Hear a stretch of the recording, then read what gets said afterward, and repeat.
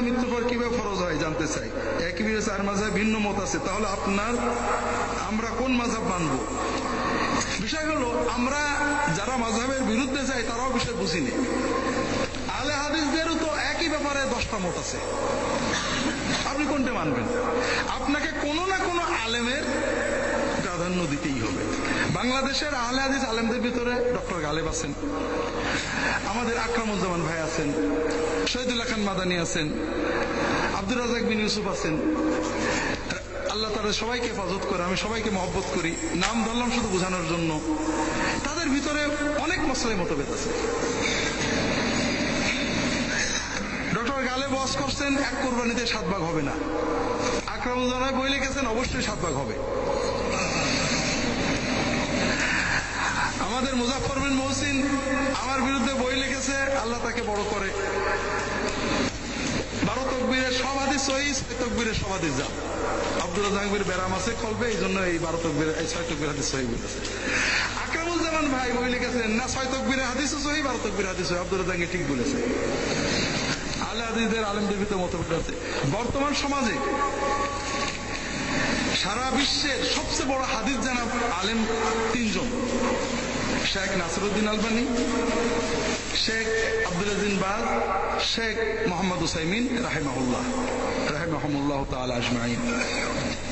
আমরা সবাই নাম জানি, জানেন না? বিশেষ করে যারা হাদিস মানার চেষ্টা করেন।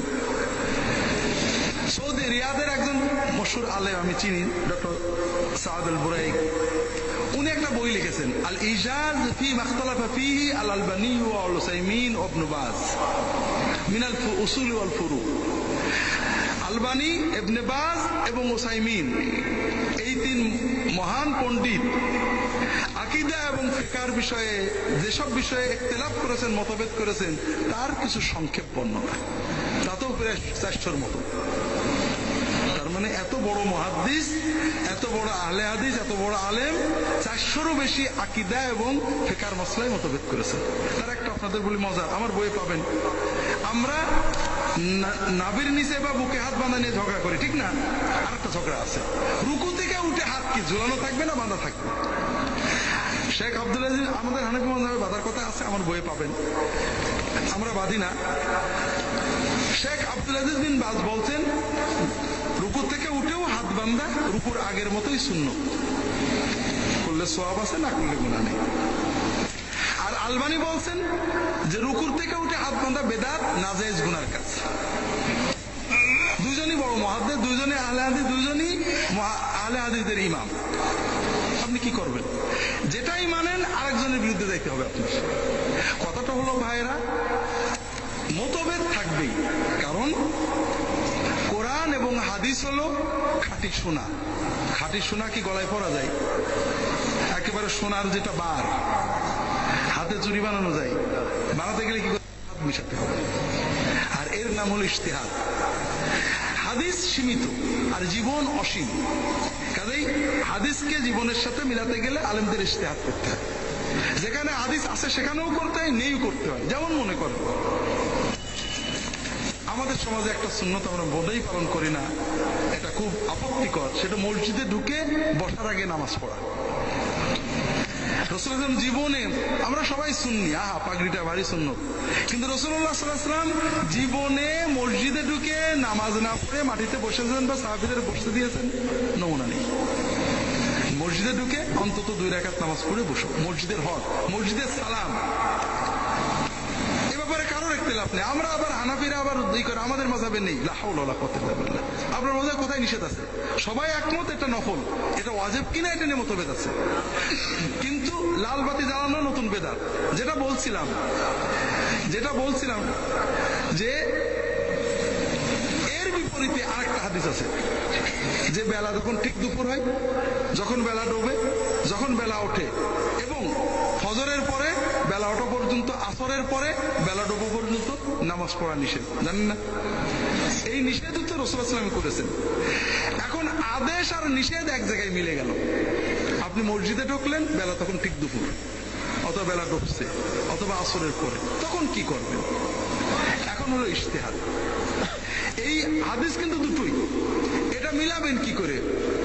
আব্দুল্লাহ ইবনে ওমর মাকরু ওমর রাদিয়াল্লাহু তাআলা আনহু আজমাইন পড়তেন না। শুক্রবারে রোজা রাখতে নবীজি নিষেধ করেছেন, আর আরাফাত দিনে রোজা রাখতে আদেশ করেছেন। এখন আরাফাত দিন শুক্রবার হলো, কি করবে? কোন হাদিসে নেই যে আরাফাত দিন শুক্রবার হলেও রোজা রাখবে, কোন হাদিসে নেই আরাফাত দিন শুক্রবার হলে রোজা রাখবে না। এখন দুটো হাদিসের সমন্বয়, এর নাম হলো ইজতিহাদ। কথা বুঝেছেন? কাজে মতভেদ হবে। বাংলাদেশে বর্তমানে অনেকগুলো ইসলামের নামে দল আছে। কোরআন হাদিস মোতাবেক ইসলামী দল কোনটি? আল্লাহ পানা দিক, ইসলামে দলাদলি হারাম। ইসলামে দলাদলি কি? আল্লাহ কোরআনে বলেছেন ওয়াতাসিমু বিহাবলিল্লাহি জামিআন, তোমরা ঐক্যবদ্ধভাবে ইসলামের রজ্জু ধারণ করো, ওয়ালা তাফাররাকু, দলাদলি করো না। আমরা বলি জামাত মানে দল, ফিরকা মানে দল, আর জামাত মানে দলহীন ঐক্য। মুসলমানদের ভিতরে ইসলাম ছাড়া কোনো দল নেই, তবে কর্মের জন্য গ্রুপ আছে।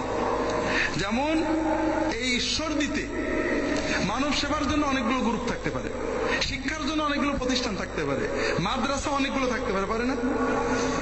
কিন্তু কোন মাদ্রাসা বলে করে ওই পাকশির মাদ্রাসার আমরা আলাদা দল, ওরা একটা দল, আমরা একটা দল, আমাদের ছাত্র ওদের কাছে যাবে না, ওদের ছাত্র আমাদের কাছে যাবে না, ওদের সালাম দেবো না, তাহলে কি ভালো হবে নাকি?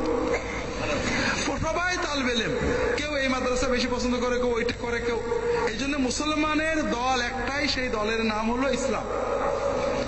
আর এটা হলো অন্তরের ইবাদত। কর্ম করবেন, যে যার সাথে ভালো কর্ম করবেন, কিন্তু অন্তর দিয়ে বিশ্বাস করবেন সকল মুসলমান আমরা এক দল। এটা হলো প্রথম কথা। দ্বিতীয় হলো, বর্তমানে বাংলাদেশে ইসলামের নামে যত কর্মই আছে, কোন কর্মের ভিতরে কোন নবী আছে বলে আমার জানা নেই। শুধু একটা দল এখন তাদের ইমামের গুরুর নামে আলাইহিস সালাতু ওয়াস সালাম লাগানো শুরু করেছে, তার মানে নবুয়ত দাবি করছে। এই পয়গম্বরী নাউজুবিল্লাহ ভণ্ড নবীর দল ছাড়া কেউ নবী দাবি করে না, এবং এরা আগাগোড়াই ভণ্ড নবীর দাবি। তাদের কাশ বলে আমার হুজুর আল্লাহ নবীর কাছে সব শুনে শুনে বলে, কাজে এরা হলো আসল ভণ্ড। যারাই কাজ করে তারা ইজতিহাদ করে কাজ করেন, সবার ভিতরে ভুল আছে। কাদিয়ানির মতোই নতুন কাদিয়ানি আছে। এই জন্য সবার ভিতরে ভুল ভ্রান্তি আছে। আপনি ভালো কাজে সহযোগিতা করবেন, ভুল ভ্রান্তিগুলো ভুল মনে করবেন, এইভাবে যে কোনো গ্রুপে কাজ করতে পারেন। মেয়ার মানদণ্ড হলো আল্লাহর কিতাব, নবীর সুন্নাত। কিছু কিছু ভাইয়েরা হানাফি মাযহাব অনুসারী ইমামদের কাফের বলে, তাদের পিছনে আবার ইক্তেদা করে, তাদের নামাজের হুকুম কি? মাযহাব মানলে কাফের বলা এটা ভয়ঙ্কর পাপ। আলে হাদিসদের আমরা মহব্বত করি, আমাদের পীর আবু বকর সিদ্দিকী তাদের মহব্বত করেছেন, কাজ করেছেন। আব্দুল্লাহ সিদ্দিকী পাকশির মাঠে অনেক বলেছেন হানাফি আহলে হাদিস সব এক, আমরা পাঁচ ভাই।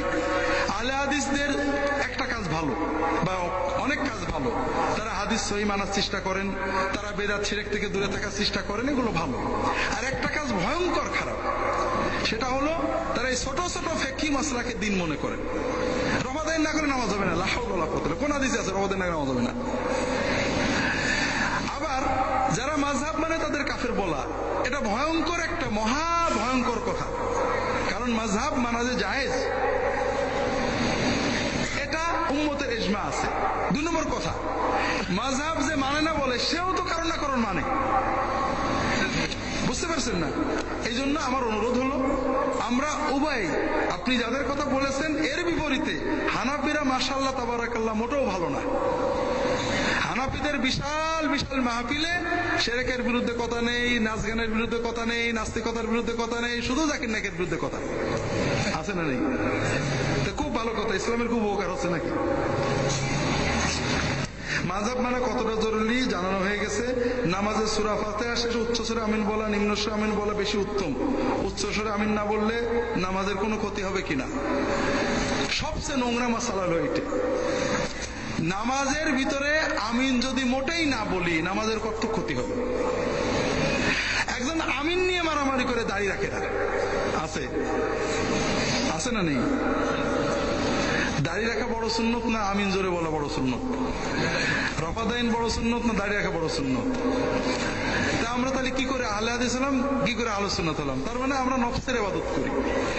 আমিন বলা কাজটা একটা মুস্তাহাব, আমিন একবার না বললেও নামাজের কোনো ক্ষতি হবে না, আর জোরে আসতে তো আরো পরের কথা। তবে মুহাদ্দিসিনরা জোরে বলার হাদিসটাকে বেশি জোরালো বলেছেন, তবে আস্তে বলার হাদিসের রাবি ইমাম শুবা মুহাদ্দিসিনদের ইমাম, কিন্তু অন্যান্য মুহাদ্দিসিন বলেছেন যে তার এই রিওয়ায়াতটা ভুল হয়েছে। সর্ব অবস্থায় যারা আস্তে আমিন বলেন, আমার অনুরোধ, এটা বারবার আমরা দেখি, জোরে আমিন বললে মসজিদে বের করে দেয়, রফাদাইন করে মসজিদে বের করে দেয়। হানাফি মসজিদ কেউ জোরে আমিন বলতে পারবেন না, আল্লাহর গজব আসুক। মসজিদ হানাফি না মুসলমানের? মুসলমানের। মুসলমানের হানাফি মসজিদ হয় নাকি? না। যারা আল্লাহর দিনকে ভাগ করে, এটা হানাফি মসজিদ, শাফি মসজিদ, আহলে হাদিস মসজিদ, আল্লাহ কোরআনে বলেছেন নবীর সাথে তাদের কোনো সম্পর্ক নেই। রফাদাইন করলে মসজিদে বের করে দেবে, কিন্তু সুদখোর, ঘুষখোর, মুখ দিয়ে বক বক করে দুর্গন্ধ বেরোয়, তাদের কিন্তু মসজিদে বের করে না। আবার যারা জোরে আমিন বলবে তারাও বড় মুশকিল, জোরে আমিন বলার জন্য মসজিদ ভাঙবে। মানুষ, মুসলমানদের ঐক্য রক্ষা করা ফরজ, জোরে আমিন বলা ফরজ না। বিশেষ করে যেখানে সবাই আস্তে আমিন বলে, দু একজন জোরে আমিন বললে মুসল্লিদের নামাজ নষ্ট হয়। এই জন্য যদি কেউ জোরে আমিন বলাকে উত্তম মনে করেন, এমন জোরে বলবেন আমিন, হয়ে গেল, সুন্নাত আদায় হয়ে গেল। আর আপনি যদি নফসের ইবাদত করেন যে মুসলমানদের শিখাবো যে আমি বিরাট কিছু হইছি, সেটা আমার কিছু বলার নেই।